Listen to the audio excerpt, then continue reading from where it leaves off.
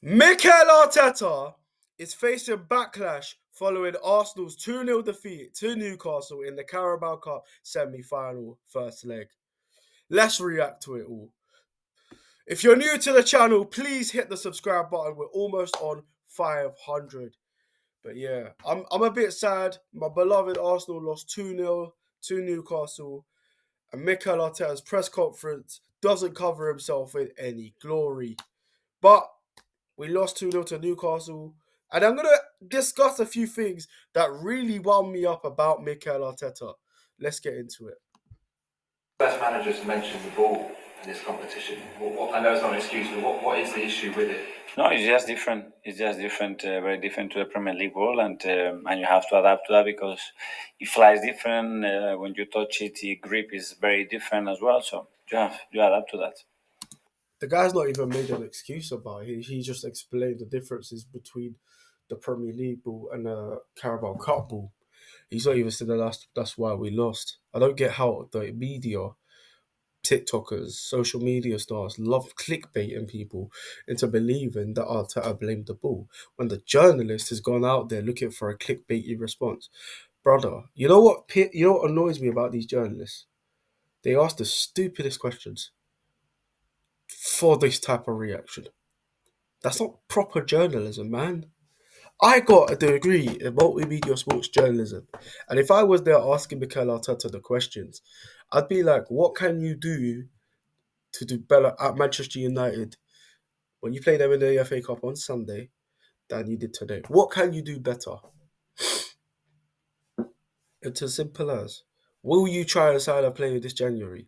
Will you go out there and prove to the fan base wants signings? The fan base has seen the attack regress. What are you going to do? Are the ball ambitious? Nah, the ball. The ball's different. So what?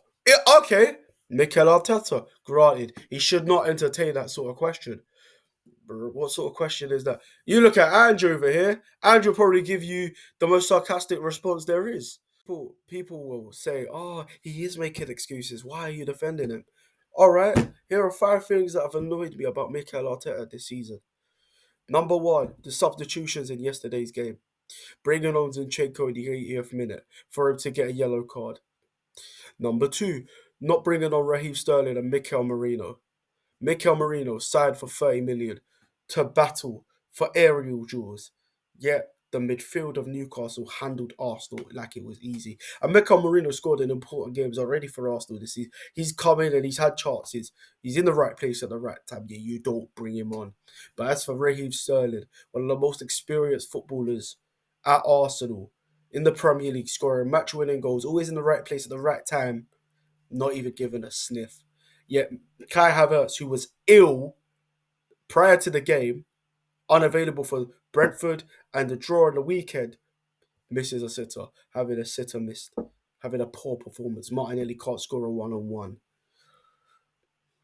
Overload the box. Another thing about annoys me about Arteta, he doesn't overload the box. He doesn't take off a defender for a striker. But when we're winning a game, he will take off a striker for a defender. Come on now. You're chasing a goal. That it irritates me. I genuinely looked at this game yesterday.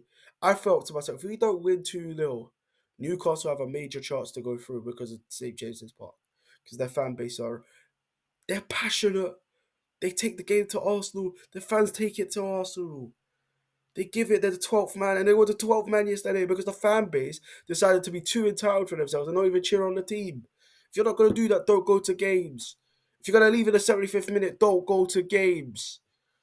I stayed at home. I didn't go. And I showed my passion. And I was probably louder than everyone else in the stadium with my high-pitchedness, turning into Mickey Mouse.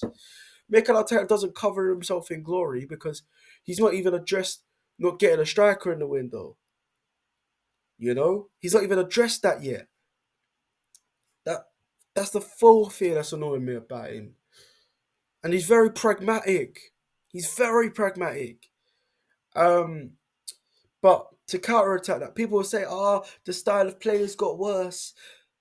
Hold on a minute. How many teams have you seen park the bus against Arsenal? Put 7 players in the penalty box against Arsenal. How is that going to be free-flowing football? What do you expect Martin Odegaard and Kai Havertz to do? 1-2s around the whole team and score a goal from it? It's not. It's like 1% chance. You know? But yeah, like I don't think Arteta has covered himself in glory. I think Arteta hasn't improved from last season. The same Arsenal that scored 91 goals.